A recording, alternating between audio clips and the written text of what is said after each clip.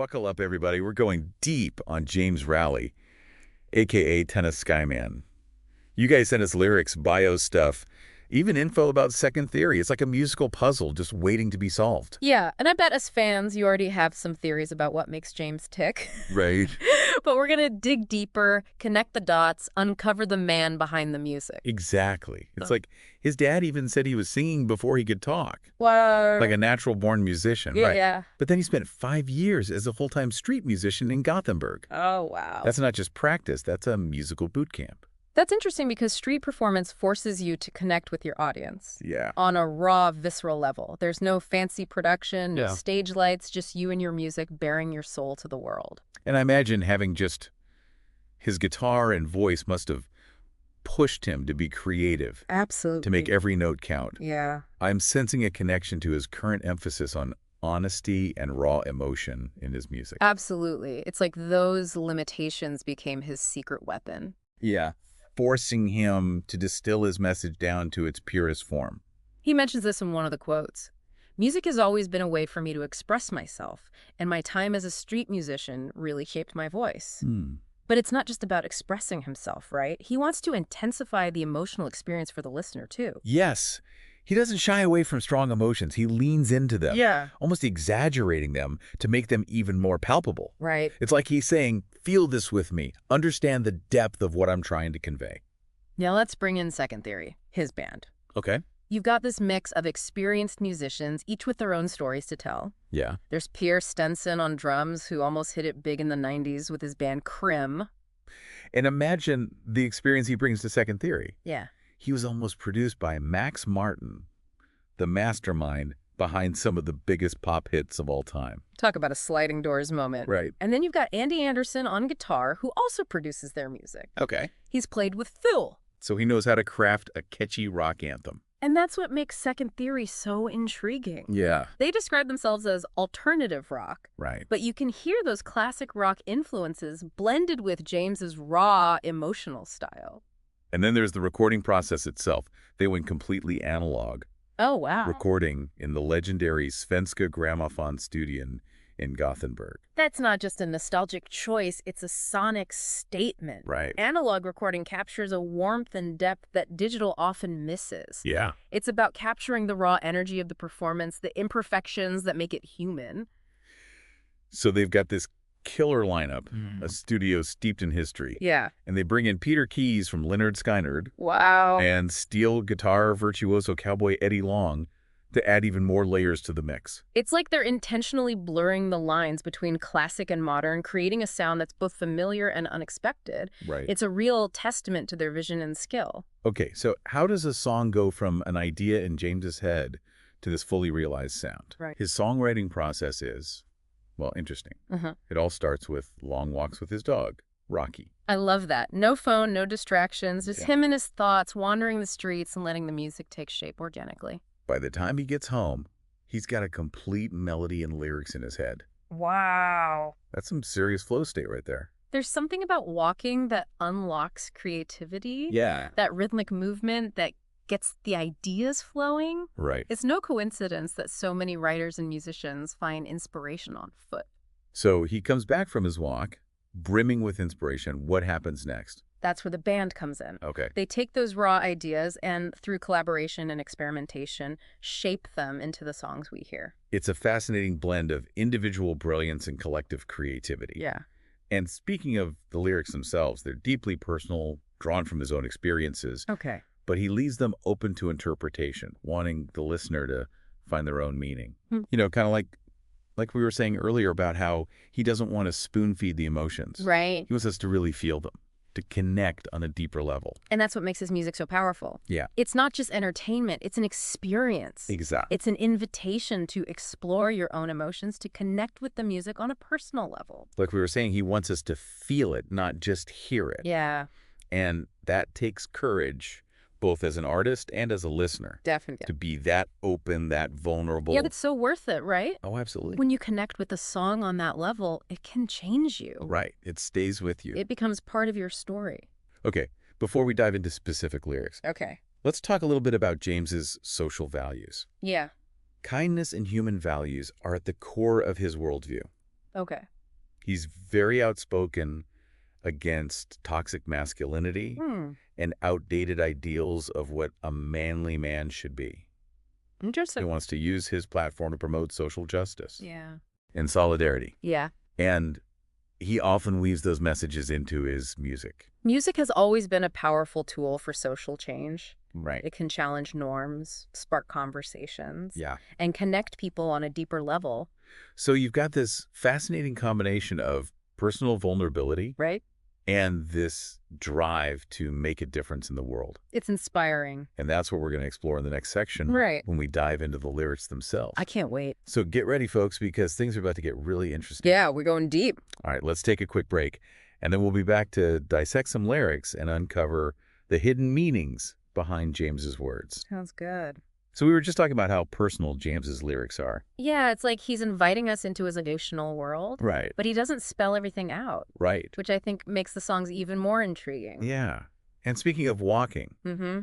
we know it's a key part of his songwriting process, Right. but that motif shows up in the lyrics too. Absolutely. It's not just about physical journeys. It's a metaphor for life's journey, Right. for the constant movement of time, the ups and downs we all face. Like in All His Time, where he sings about roads and traveling on. Mm-hmm. It's like he's acknowledging that life is a constant state of flux, Yeah, and we're all just trying to find our way. exactly. And there's this undercurrent of letting go, of accepting the things we can't control. Right. In Let Go, Street Spirit, he sings, hold my hand, just let go. I will stay right here. Let it go, let it all just disappear. Wow. It's such a powerful message of comfort and resilience. It's like he's offering a hand to guide us through the darkness, Yeah, reminding us that we're not alone in our struggles. absolutely. And then there's Nashville Ailing Sauce, where he talks about throwing demons out the door, Oh, yeah. living another day and leaving it all behind. Mm, It's a reminder that we always have the power to choose hope, right. to keep moving forward. It's interesting how he contrasts those feelings of letting go with a sense of defiance, a determination to make it on your own, Right. even when the rain is pouring and the thunder is rolling. Like that inner strength, Yeah. that resilience that Yeah. shines through even in his most vulnerable moments. Mm-hmm. Like in Not the End, where he grapples with doubt and fear, Mm-hmm. asking, would you come to me? Would you lift me up? Would you hold me till I finally understand that this is not the end? There's such raw honesty in those lyrics. Right. A willingness to expose his deepest fears. Mm, And that vulnerability is what makes the connection with the listener so powerful. right. It's like he's saying, I've been there too. I know what it feels like to be lost and afraid. And it's not just about acknowledging the darkness. Right. It's about finding the strength to keep going, Yeah. even when it feels impossible. Yeah. He sings about pretending the pain won't come back, knowing it's a temporary fix, Right. but still clinging to that sliver of hope. It's a very human response, isn't it? Yeah. We all try to shield ourselves from pain, to convince ourselves that the bad times won't return. Yeah. But deep down, we know it's a cycle, and we have to find ways to cope. That's where music comes in, right? Absolutely. It's a way to process those emotions, Yeah. to find solace and connection. I think so. Okay, this next one, Icarus, is a bit more abstract. Okay. What's your take on it? I think it speaks to our search for identity, Okay. our place in the world. Hmm. He asks, I am you, you are me, who we are, who we'll be, what we'll ever be. Right. It's like he's grappling with the existential questions we all face at some point. And those images of fading time, memories coming undone, nothing remaining in the shadow of the sun. Yeah. It's both beautiful and unsettling. It makes you think about legacy, what we leave behind, Yeah. and how time ultimately erases everything. Mm, But maybe it's also a reminder to live in the present, to right. cherish the moments we have. Okay, let's switch gears and talk about Hey You. Okay. This one feels like a direct message to someone, a plea for connection in the midst of loneliness. He paints such a vivid picture of isolation, alone in an empty room. Right. Nights too long, days too cold, lost inside your mind. But there's a shift, a glimmer of hope Yeah, when he sings, then call on me, I will show you what this life could be. right. It's an invitation to step out of that darkness, Mm-hmm. to embrace the possibility of something better. And the image of the road they have to walk suggests a shared journey, Yeah. a willingness to support each other through the tough times. It's like he's saying, I see you, I understand your pain, and I'm here to walk alongside you. It's a beautiful expression of empathy and solidarity. And that ties in perfectly with his broader social values, Yeah, his belief in kindness and human connection as a force for positive change, absolutely. right? It's not just about personal struggles. He's weaving those themes of social justice and compassion into his music, too. It's subtle, but it's there. He's encouraging us to be more aware, Yeah. more compassionate, more active in creating a world where everyone feels seen and valued. It's fascinating how he manages to blend these deeply personal experiences with broader social messages. It's like he's saying, my struggles are connected to yours, and we can find strength and healing together. Okay, enough with the heavy stuff for a minute. Okay. Let's talk about Disco Stew. Right. This one is pure fun, a celebration of letting loose and living in the moment. It's like a sonic sugar rush. Yeah. That chorus, oh, here we go, ooh, here we go, here we go, here we go, here we go, around again, always going places we've already been, here we go, here we go, here we go, around again. Go, right. It's impossible not to get swept up in the energy. And it's not just about partying. Right. There's a deeper message there, too. Okay. When he sings, when there's nothing left to lose, I will hold on to anything. It's like he's embracing the chaos, Yeah. the uncertainty of life, Right. and finding a strange kind of freedom in it. It's a reminder to let go of control, to embrace the unknown, and just enjoy the ride. Right. And it brings us back to his time as a street musician, that sense of living on the edge, Yeah. of embracing the unexpected. Those experiences clearly left a mark on his music. Right. And speaking of journeys, Okay. Far, Far Away takes us on a whirlwind tour of the world. Right. He paints these vivid pictures with his words. Yeah. From the yellow lights of the Mississippi to the bridges of the world, the mountains of Alaska, the Paris lights from Montmartre. It's like a travelogue set to music. Right. But even as he's describing these grand adventures, he brings it back to the simple joys of home. Right. Letting loose around the world, but the call of home is loud. Still is loud. It's that balance between wanderlust and a longing for belonging that resonates with me. It's a very human longing, isn't it? Yeah. No matter how far we roam, there's always a part of us that craves that sense of connection or rootedness. And it speaks to the universality of his music. He's able to capture these deeply personal experiences in a way that feels relatable to anyone who's ever felt lost, found, or somewhere in between. So what are we noticing about his songwriting style? Yeah. Looking at all these lyrics together. He can shift effortlessly from introspection to observation, Yeah. from deeply personal reflections on loss and fear, Right. to these expansive descriptions of the world around him. It's amazing. And he uses language in such a vivid, evocative way. It's like he's painting with words, creating these sonic landscapes that draw you in. And it's that combination of honesty, vulnerability, and poetic imagery that makes his music so compelling. Right. It's not just entertainment, it's an invitation to feel, to reflect, to connect with something deeper within ourselves. Ready to dive back in? Yeah, let's do it. Remember how we talked about James intentionally leaving his lyrics open to interpretation? Right. The Saddest Story is a great example of that. I'm intrigued by the title. Yeah. What makes it the saddest story? Well, it's not a traditional narrative. Okay. It's more like a meditation on life, loss, Yeah. and the struggle to find meaning. He sings, you said, that must have been the saddest story. When I just told you about a day in life, it all will stay the same. There's no glory. Wow. It's almost like he's questioning the very idea of a happy ending. It's a bold move Yeah. to challenge those conventional narratives we're often presented with. Yeah. He's not shying away from the difficult truths of life, Right. the inevitability of pain and disappointment. There's this line that really gets me, and there's no point to all these years of strife.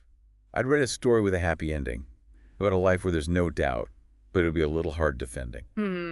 It's like he's acknowledging the temptation to sugarcoat things, Right. to create a more palatable version of reality, Yeah. but ultimately rejecting that impulse into favor of honesty. It takes courage to embrace that kind of honesty, Right. both as an artist and as a listener. But it's that willingness to confront the difficult truths that allows us to connect on a deeper level. Absolutely.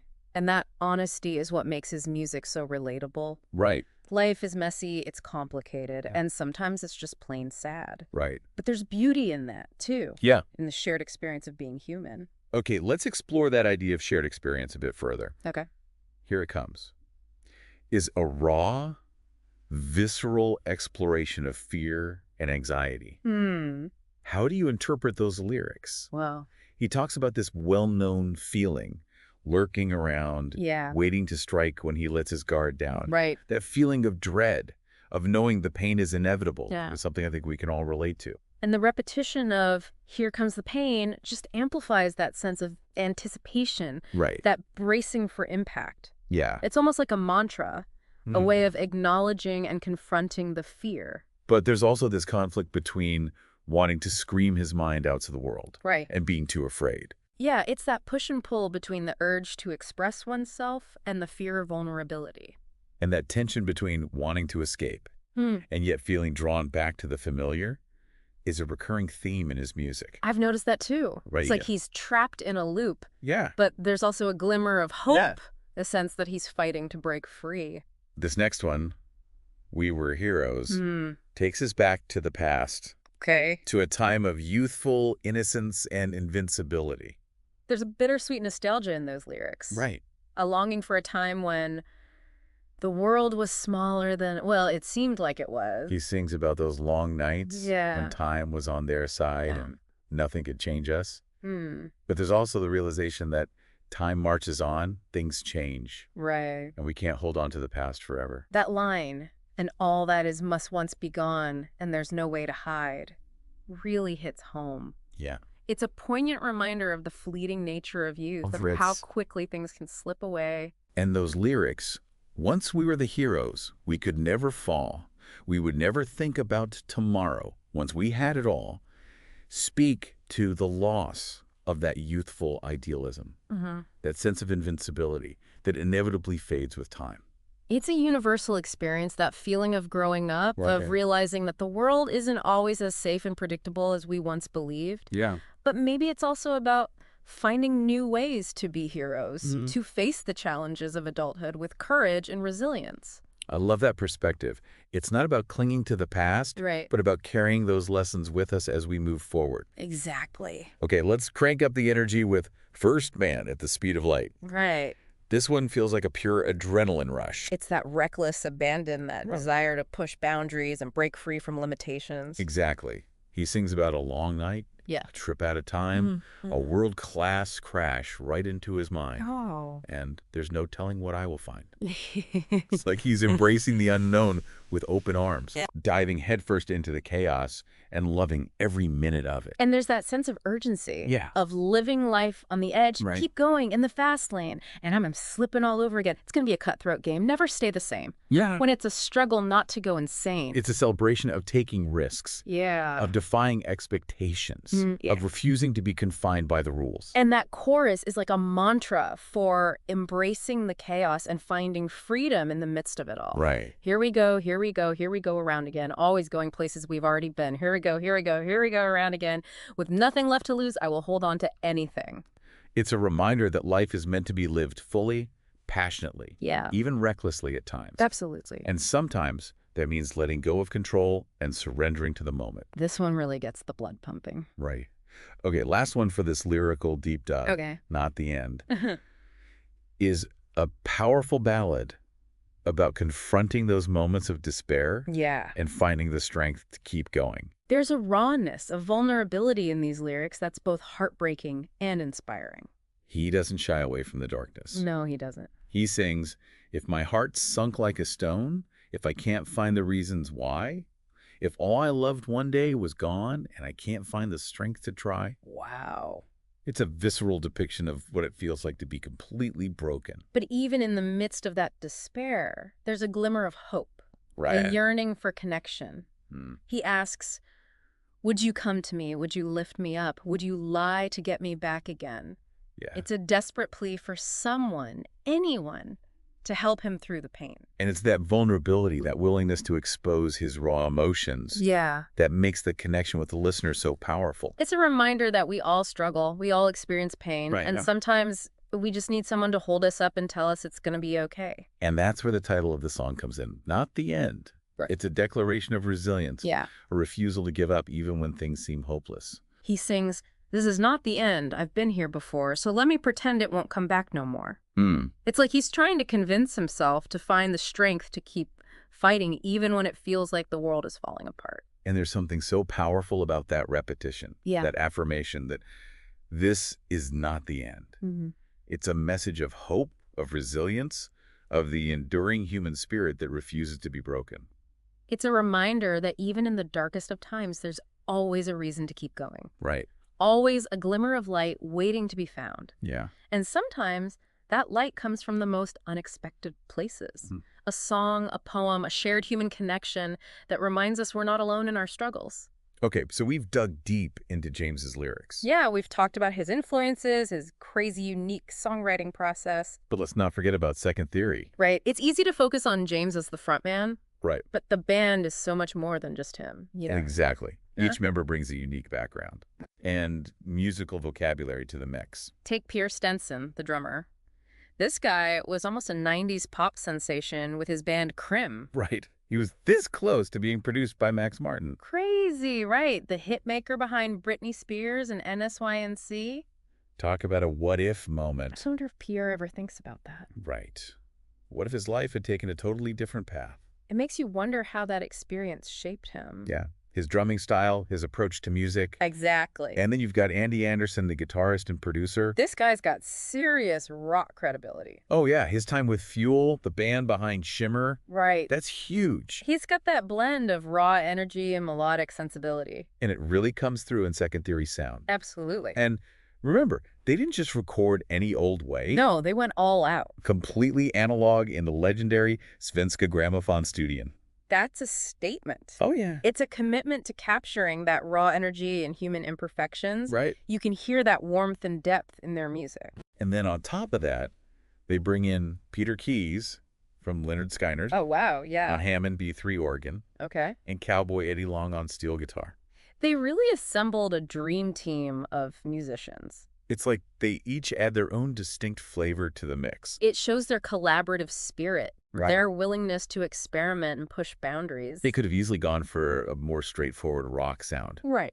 But they chose to incorporate all these diverse elements. It creates something truly unique. It's like they're creating a dialogue between musical generations. You like that, yeah. Blending classic rock, blues, even hints of pop into their own sound. And it all comes together seamlessly.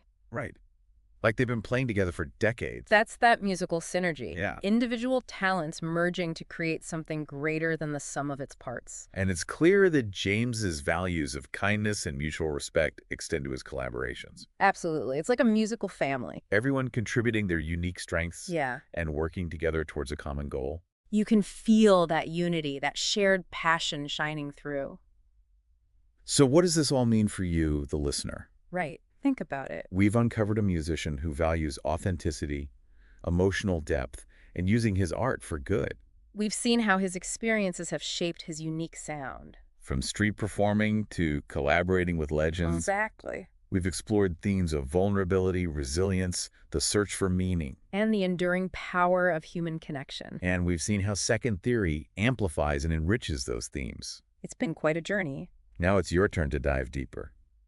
Listen closely to the interplay between the instruments, the layers of sound, the way they build tension and release, the raw emotion in James's voice. Pay attention to the nuances, the subtle details. Let the music move you. Let it spark your own reflections, your own interpretations, your own connections to the themes that resonate with you. This deep dive has given you the tools and insights to appreciate James Rowley and Second Theory on a whole new level. Now go forth and explore, and let the music be your guide. Right. Buckle up, everybody. We're going deep on James Rowley, a.k.a. Tennis Skyman. You guys sent us lyrics, bio stuff, even info about Second Theory. It's like a musical puzzle just waiting to be solved. Yeah, and I bet as fans, you already have some theories about what makes James tick. Right. But we're going to dig deeper, connect the dots, uncover the man behind the music. Exactly. It's like his dad even said he was singing before he could talk. What? Like a natural-born musician, Yeah, right? yeah. But then he spent 5 years as a full-time street musician in Gothenburg. Oh, wow. That's not just practice, that's a musical boot camp.